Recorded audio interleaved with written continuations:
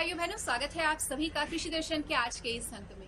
ये तो आप सभी जानते हैं कि धान की पैदावार करने वाला भारत दुनिया का दूसरा सबसे बड़ा देश है और उसकी एक वजह यह है कि हमारे देश में 50% लोग चावल का इस्तेमाल करते हैं, पर 10% धान का नुकसान धान की कटाई से लेकर धान के भंडारण करने तक में हो जाता है और उसका कारण है हमारे किसान भाइयों को सही जानकारी न होना। ऐसे में हमारा ये दायित्व बनता है कि समय समय पर हम हमारे किसान भाइयों तक तमाम जानकारियों को पहुंचाते रहें। इसी कड़ी में तमाम जानकारियों को पहुंचाने के लिए आज हमारे साथ वीडियो कॉन्फ्रेंसिंग के माध्यम से जुड़ेंगे डॉक्टर भानु प्रताप सिंह जी बाराबंकी से, जो कि कृषि विज्ञान केंद्र में है फार्म मैनेजर। तो डॉक्टर साहब, आपका बहुत बहुत स्वागत है। नमस्कार डॉक्टर साहब, जैसा कि हमारा आज का जो विषय है वो है धान की कटाई, मड़ाई और भंडारण। तो सबसे पहले हम ये जानना चाहेंगे कि हमारे किसान भाइयों को ये कैसे पता चलेगा कि जो धान है वो काटने के योग्य हो गया है। जल्दी पकने वाले धान लगभग जो है कट गए होंगे। देर से पकने वाले धान इसी महीने के आखिरी तक कट जाएंगे। आपको ये बताना है कि आप कैसे जानेंगे कि आपका धान कटाई योग्य हो गया है। तो सबसे पहले आप जब अपने धान के खेत के पास जाएंगे तो देखेंगे कि धान के पौधे का कलर गेहुआ रंग का हो जाता है और धान के बीज को जब आप अपने मुंह से दबाते हैं तो कट से आवाज़ आती है। इस अवस्था में ये आपको ये समझना चाहिए कि धान हमारा अब कटाई योग्य तैयार हो गया है। डॉक्टर साहब, कटाई किस प्रकार से की जाए कि हमारे किसान भाइयों को जो नुकसान है वो कम से कम हो? पहले होता था कि हंसिए द्वारा ही किसान हाथ से कटाई करता था, जिसकी मड़ाई में काफ़ी समस्याएं आती थी। आज का दौर है मशीनीकरण का, जिसमें तमाम तरह की मशीनें हैं, जिसमें कंबाइन हार्वेस्टर, जिसमें एसएमएस लगा हो, वो सबसे बेस्ट है, जिससे कि किसान का नुकसान कम होगा।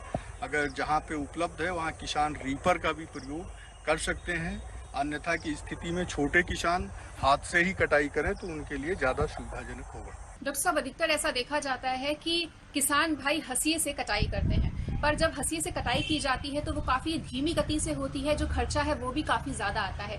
तो ऐसे में हमारे किसान भाइयों को कौन से यंत्रों से कटाई करनी चाहिए, कौन सी मशीनों से कटाई करनी चाहिए कि कम समय में और कम खर्च में जो कटाई का काम है वो पूरी तरह से संपन्न किया जा सके? किसान भाई किस विधि से कटाई करें जिससे उनका जो है नुकसान कम हो। ऐसी स्थिति में हमने बात किया कंबाइन हार्वेस्टर, जिसमें एसएमएस लगा हो, उससे कटाई करते हैं तो उनका नुकसान कम होता है और कम समय में उनका जो है धान कट के सुखाने के लिए खलिहान पे आ जाता है। अब ये है कि कंबाइन हार्वेस्टर जब काटता है तो खेत में पुआल बहुत हो जाता है, उससे किसानों को समस्याएं उत्पन्न होती हैं, लेकिन उसके लिए भी तमाम मशीनें आ चुकी हैं। डॉक्टर साहब, कोरोना महामारी के चलते हमारे देश के किसान भाई सुरक्षित रहें, इसके लिए सरकार ने पहले ही कहा है कि हमारे किसान भाइयों को मशीनीकृत कटाई और थ्रेशिंग को अपनाना चाहिए।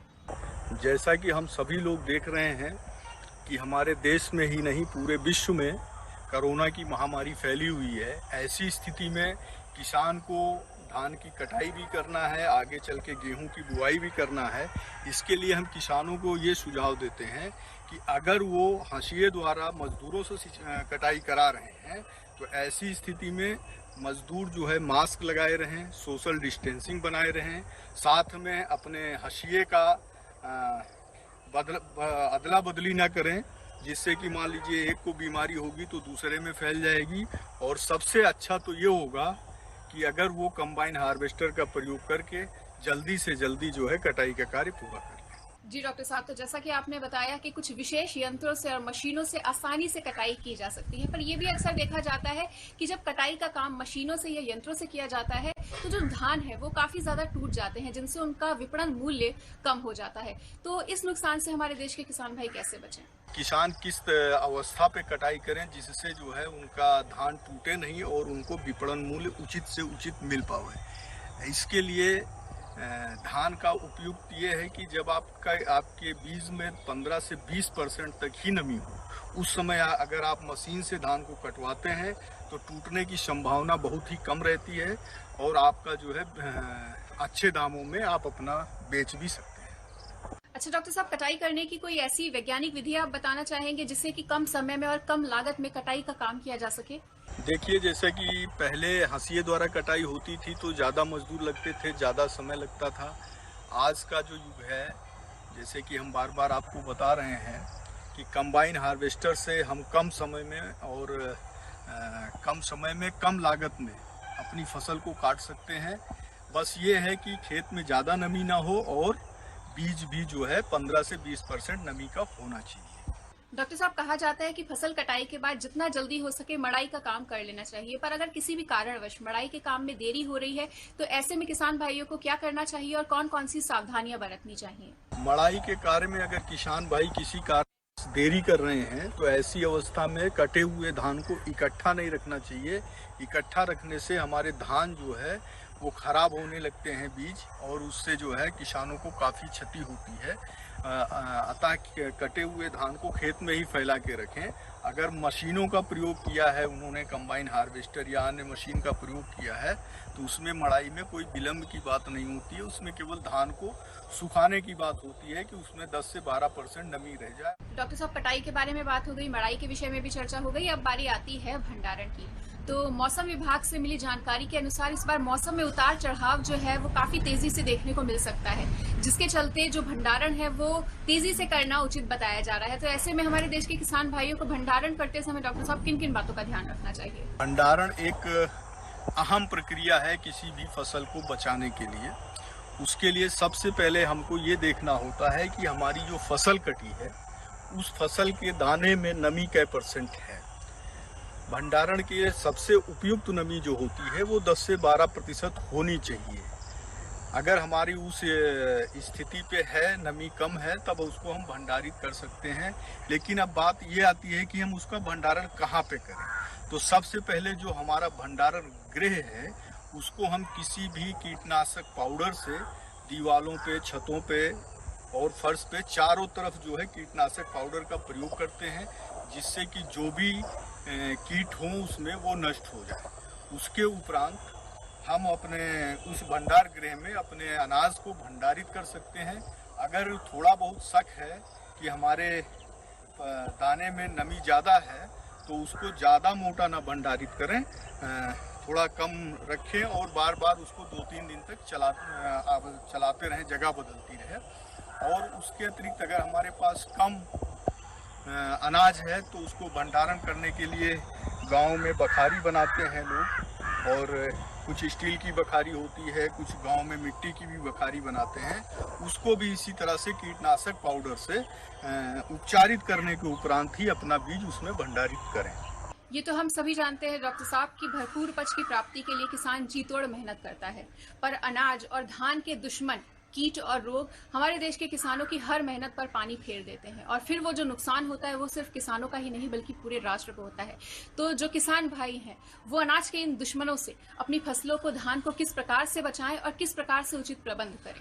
किसान भाई जी तोड़ मेहनत करते हैं, लेकिन उसमें जो है कहीं ना कहीं से कुछ कमी किसान की तरफ से रह जाती है, या जलवायु इस तरह से परिवर्तित होता है कि उसमें जो है कीट और रोग का प्रकोप फसलों पे ज़्यादा होने लगता है। ऐसी स्थिति में किसान भाइयों को हम ये बताना चाहते हैं कि वो बुआई से पूर्व अपने बीज को उपचारित कर लें। अगर संभव हो तो ट्राइकोडर्मा से अपने भूमि को भी उपचारित कर लें, क्योंकि बहुत से रोग ऐसे होते हैं जो बीज जनित रोग होते हैं और वो मिट्टी में आ जाते हैं, जिससे जो है वो अपना रूप बाद में पकने की अवस्था पे दिखाते हैं। सबसे बड़ी बीमारी इस समय जो आई है वो एक कंडुआ नामक बीमारी आई है धान में, जो कि आपके कोरोना की तरह का प्रकोप है। उसका पिछली साल किसान जो है काफ़ी नुकसान उठाए हैं। बहुत तो किसान ऐसे थे कि जो अपनी फसल को काटे भी नहीं। उसके कंट्रोल के लिए अगर हम बाली निकलते ही पहला छिड़काव उस पर कर देते हैं 2 ml प्रति लीटर पानी के हिसाब से प्रापिकोनाजोल नाम की दवा का, और दूसरा स्प्रे हम जब बाली पूर्ण रूप से लगभग लटकने की अवस्था में हो तब कर दें, तब हम इस बीमारी से काफी हद तक निजात पा सकते हैं। डॉक्टर साहब, सरकार द्वारा किसानों से पराली न जलाने के लिए लगातार कहा जा रहा है, क्योंकि प्रदूषण की जो समस्या है वो काफी ज्यादा बढ़ चुकी है। तो ऐसे में हमारे देश के किसान भाइयों को कटाई करने के बाद पराली का क्या करना चाहिए? किसान भाई पराली ना जलाएं, और ये भारत सरकार ने भी इस पे रोक लगाया है। तमाम किसान भाई इस पराली जलाने के उससे जेल भी गए हैं। कुछ ने जो है जुर्माना भी 10,000 15,000 इस तरह का दिया है पराली जलाने के उपरांत।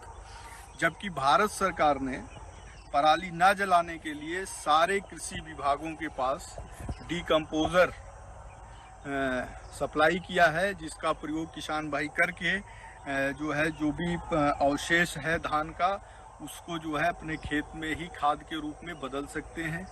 अगर डीकम्पोजर नहीं उपलब्ध है तो तमाम तरह की मशीनें भारत सरकार ने उपलब्ध कराई हैं, जिसमें आपका हैप्पी सीडर एक मशीन है। जब आप गेहूं की बुआई करने खेत में जाते हैं और आप कंबाइन हार्वेस्टर से धान को कटवाए हुए हैं, तो उस स्थिति में आपको कुछ करना ही नहीं है। प्रॉपर नमी हो, उस मशीन को आप खेत में ले जाएं। उसमें 2 डब्बे होते हैं, एक में खाद डाल दीजिए DAP और एक में गेहूं का बीज डाल दीजिए। सीधे वो आपकी खेत की बुआई कर देता है। जो भी आपके रॉ मटेरियल हैं धान के, वो उसको काट के छोटा छोटा कर देता है।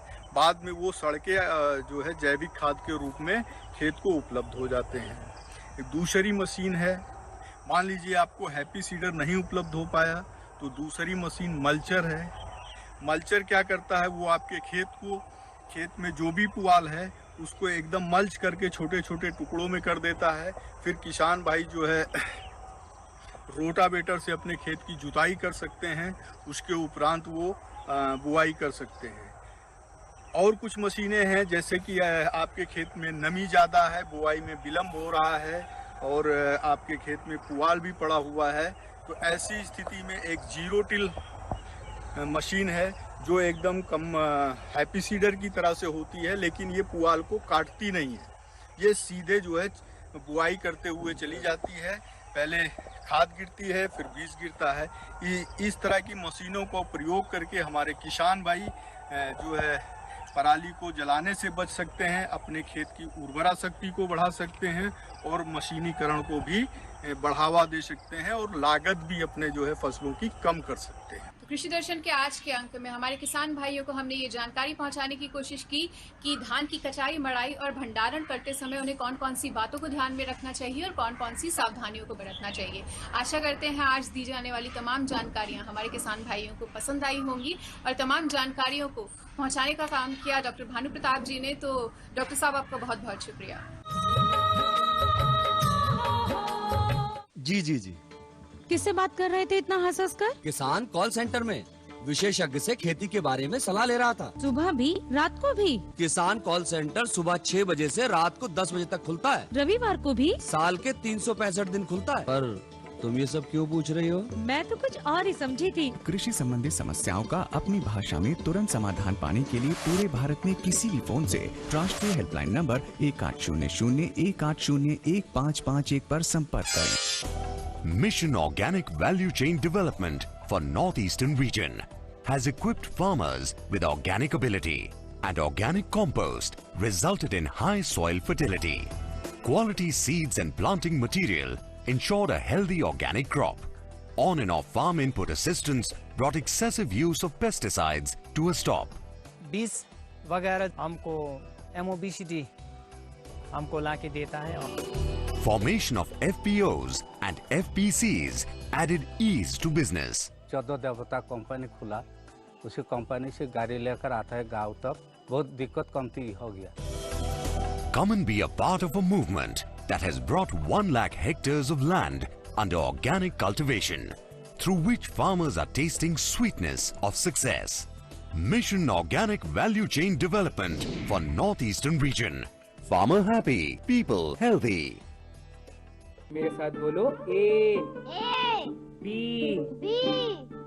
अरे नादान, बच्चे को ABC सिखा रहा है। अरे काम धंधे की ABC तू कब सीखेगा? ये देख विज्ञापन, तेरे जैसे कृषि विज्ञान सीखे हुए युवाओं के लिए भारत सरकार के कृषि मंत्रालय ने एक योजना बनाई है, ACABC। ACABC? जी हाँ, ACABC यानी एग्री क्लिनिक्स और एग्री बिजनेस सेंटर। इसके तहत कृषि विज्ञान पढ़े युवाओं का चयन होने पर उन्हें मुफ्त ट्रेनिंग दी जाती है और हाँ, अपना कारोबार चलाने के लिए बैंक से लोन भी मिलता है। इसके साथ ही अगर युवा अपने इलाके के किसानों की खुशहाली के लिए उन्हें खेती बाड़ी व अपने कारोबार से जुड़ी लाभदायक जानकारी देते रहेंगे तो उन्हें लोन पर 36 से 44% तक की सब्सिडी भी मिलेगी। तब तो मैं जरूर सीखूंगा काम धंधे की ABC। शाबाश। चलो अपनाएं स्वरोजगार, खेती में हो विकास अपार। काफी दिन पहले तक किसान भाई बैलों के साथ पीछे पीछे हल, देसी हल होता था, उसके साथ खेती करते थे। अब 1 हेक्टेयर खेत की जुताई के लिए लगभग उन्हें 20 से 25 किलोमीटर चलना पड़ता था। 1 हेक्टेयर खेत की पूरी तैयारी जुताई बुआई के लिए 20 से 25 किलोमीटर चलना पड़ता था। और हम आप सब एडवांसमेंट का फ़ायदा ले रहे हैं। घर में बैठ करके अपना जो लेजर टाइम है, खाली समय है, उसमें टीवी और समाचार वगैरह देख रहे हैं। किसान रात दिन, बरसात हो, गर्मी हो, ठंडी हो, खेत में घूमता रहता था। 20-20, 25-25 किलोमीटर उसका समय नुकसान होता था। और साथ में खेती के कार्यक्रम में उसे बहुत सारा खेती करने के लिए लगातार बहुत सारा समय और श्रम नष्ट करना पड़ता था। तो मशीनों की उपयोगिता निश्चित रूप से आज मशीनीकरण का युग है। शीघ्रता से समय पर कोई काम हो जाए। पहले के ज़माने में किसान भाइयों की बहुत सारी ज़मीन, जिनके पास थोड़ा ज़्यादा ज़मीन होती थी, उनकी बहुत सारी ज़मीन पड़ती पड़ी रह जाती थी, समय पर खेती नहीं कर पाते थे। तो आधुनिक यंत्रों की सहायता से समय पर खेतों की तैयारी कर सकते हैं। खेती के जितने भी कार्यक्रम हैं, खेत की तैयारी, देखिए शुरुआत कहाँ से होती है हमारी, खेत की तैयारी से, जुताई से। उसके बाद खेत की अच्छे से उसकी मिट्टी की तैयारी करने से, बाद में बुआई से, कटाई से, मड़ाई से, किस रक्षा रसायनों के छिड़काव में, जितने भी किस कार्यक्रम है शुरुआत से लेकर लास्ट तक, सब में आजकल यंत्रीकरण हो चुका है। और किसानों को काफ़ी अच्छा उसमें उनका समय बचता है, श्रम बचता है, पैसा बचता है और आसानी से किस कार्यक्रम हो जाते हैं। तो मशीनों की सहायता से समय पर कार्यक्रम हम कर पाते हैं तो हमारी उत्पादन निश्चित रूप से बढ़ेगी और किसान भाइयों की इससे सहूलियत होती है। Farm machinery bank, custom hiring centre, दोनों एक तरह से हमारे बैंक शब्द से आप समझिए कि गांव में हम ये चाहते हैं कि किसान भाइयों के बीच में छोटे छोटे हमारे मझोले किसान हैं, लघु सीमांत किसान हैं, सभी की इतनी हैसियत नहीं है कि अपना अलग अलग यंत्र ले सकें।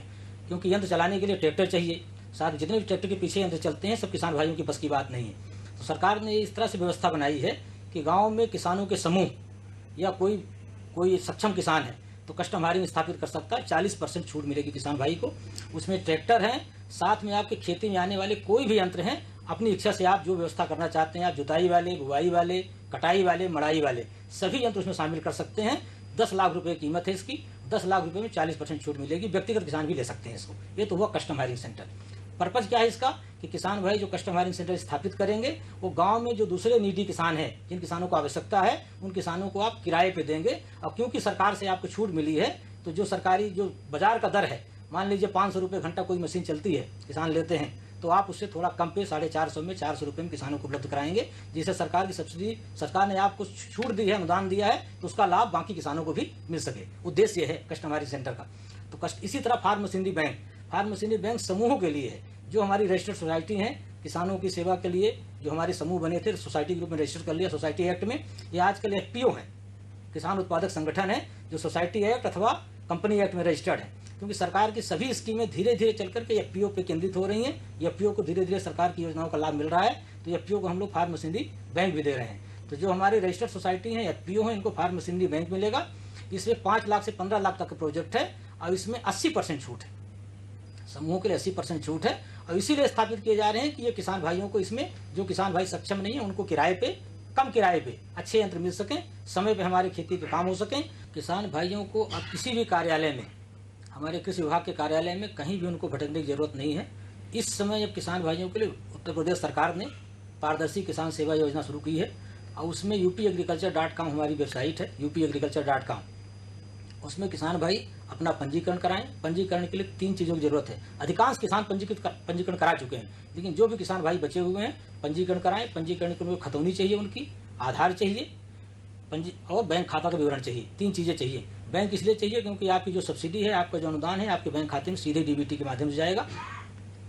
आपका आधार, आपका बैंक लेकर के आपका पंजीकरण हो जाएगा। पंजीकरण के बाद समय समय पर हमेशा, अभी जैसे 3-4 बार, इस साल भी 3-4 बार खोल चुके हैं हम लोग। upagriculture.com में आप जाइए, नीचे उसमें लिख करके आता है। जब आप इस साइट में खोलेंगे, upagriculture.com में जाएंगे तो नीचे यंत्रों हेतु टोकन निकालें लिंक आता है। उसको क्लिक करने के बाद आपको वो आधार नंबर मांगता है, पंजीकरण संख्या मांगता है। उसके बाद जो भी यंत्र आपकी इच्छा है, जो पसंद का यंत्र है, उस पसंद के यंत्र को आप बुक करिए। जो हमारे यंत्र 1 लाख रुपए से कम वाले हैं, उसमें से आपको 25 रुपये टोकन मनी जमा करनी पड़ती है। सिक्योरिटी धनराशि है, जिससे कि अनावश्यक रूप से दूसरे किसानों का हक न मारें। आप जो इच्छुक हैं वास्तव में 25 रुपये जमा करें।